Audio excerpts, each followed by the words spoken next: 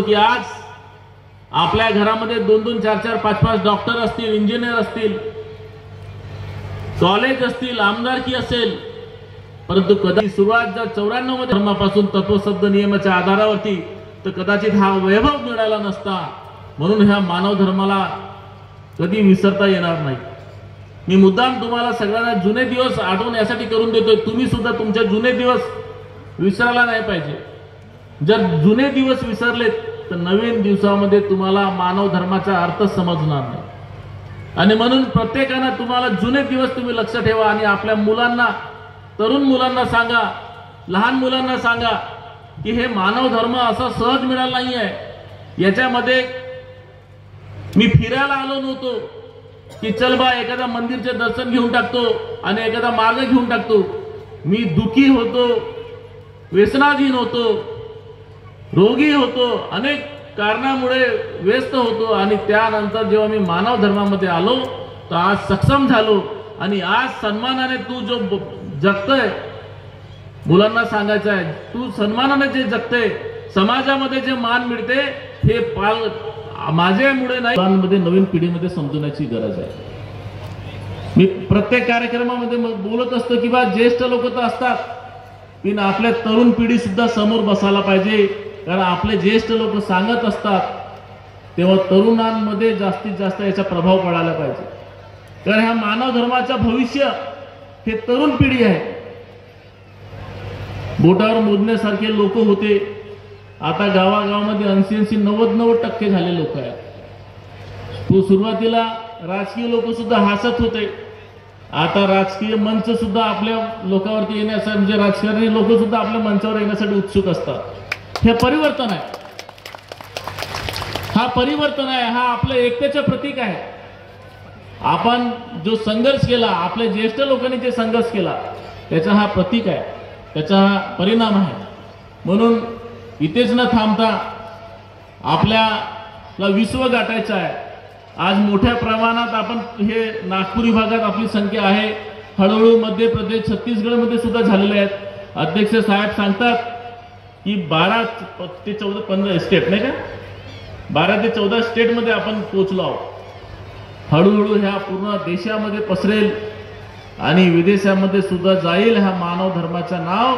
आणि मगाशी आशिष जयस्वालजीने बोललेत की ह्या देशाचा पंतप्रधान सुद्धा आपल्या मंचावर येईल, पण मी त्याच्या पलीकडे जाऊन सांगतो की ह्या देशाचा पंतप्रधान सुद्धा ह्या मानव धर्माचं बनेल, अशी आपल्याला भूमिका ठेवायची. व्यसन मुक्तीवर क्रांती केलं, आपल्याला आता शिक्षणावरती सुद्धा क्रांती करायचं आहे.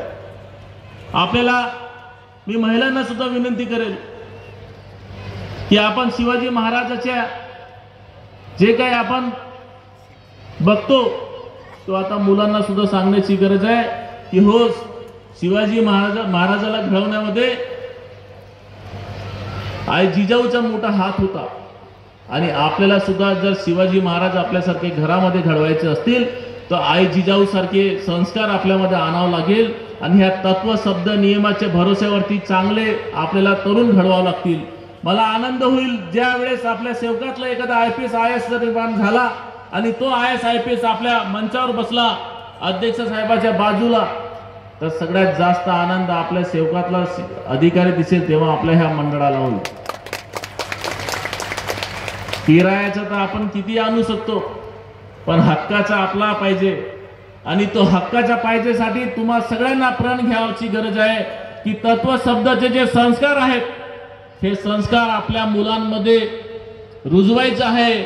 आणि रुजवून ज्या पद्धतीने व्यसन मुक्तीवरती आपण मात केलाय तसंच आपल्याला शिक्षणाची क्रांती करून आपल्याला IAS IPS सुद्धा मुलांना घडवावं लागतील. आणि आपण घडवावं या ठिकाणी मी आपल्यास विनंती करतो. बरेचसे विचार आहेत, प्रत्येक नेत्यांनी सांगितलं की जो राज्य शासन असेल, केंद्र शासन असेल, कोणत्याही पक्षाचं असेल, त्या मुक्तीवरती नियंत्रण करायचा आणि त्याच्यासाठी स्वतंत्र खातं सुद्धा आहे. सामाजिक न्यायामध्ये त्याचा प्रावधान सुद्धा आहे. परंतु जिथं शासन पोहोचू शकत नाही, कागदावरती पैशाचे जे खर्च होतात, परंतु ह्या मानव धर्माने 1 रुपया कुटुंबाचे व्यसनमुक्ती केलेलं आहे. आणि त्यामुळे हजारो लोक, लाखो लोक ह्या कार्यक्रमाला येत असतात.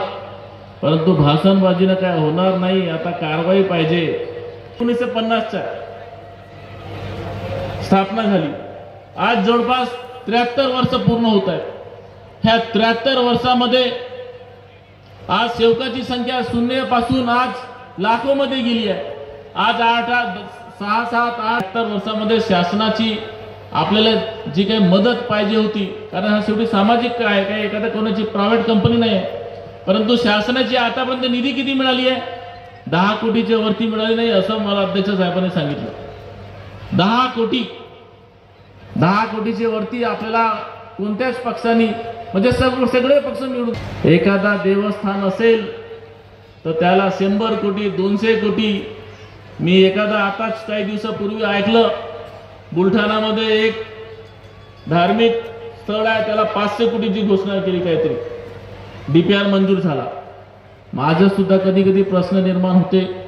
मी हा सेवकातला आमदार आहे, दुसऱ्यांदा निवडून आलो, सरकारला पाठिंबा सुद्धा दिलं, परंतु आमदार असताना जर करू शकलो नाही तर कधी कधी मला वाटतं की पदावरच राहण्याचा अधिकार मला नाही.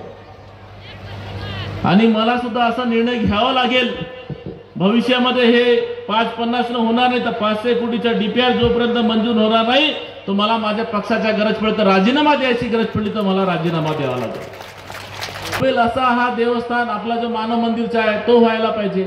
आणि याच्यासाठी 73 वर्षामध्ये फक्त 10 कोटी झालेत, हे दुर्दैव आहे. म्हणजे अजूनही हे मानव धर्मावरती विश्वास नाही का शासनाचा, हा एक प्रश्न निर्माण झालेला आहे.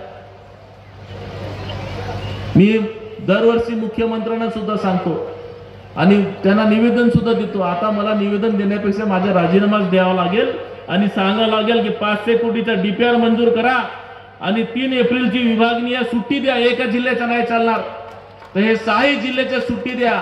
आणि हे 2 मागणी झाले पूर्ण नाही तर मला माझा राजीनामा मी ह्या ठिकाणी अध्यक्ष साहेब मी देणार आहे. आपण माझ्यासोबत चालावं, आपण मुख्यमंत्र्यांना राजीनामा देऊ.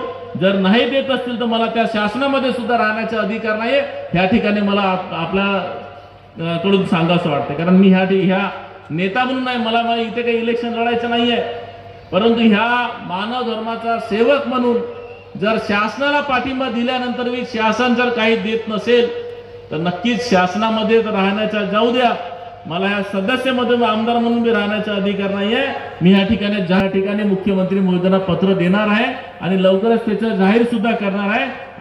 माझी आपणास विनंती आहे की आपण जास्तीत जास्त मुलांना शिकवा, कारण 1-2 अधिकारी बनून चालणार नाही तर जास्तीत जास्त ह्या शासनामधले अधिकारी आपले पाहिजेत, ह्या शासनामधले लोकप्रतिनिधी आपले पाहिजेत. कारण जर तुमची संख्या नसेल, आज तुमची संख्या आहे म्हणून नेते येतात, ज्या दिवशी संख्या तुमची सरकारमध्ये राहील.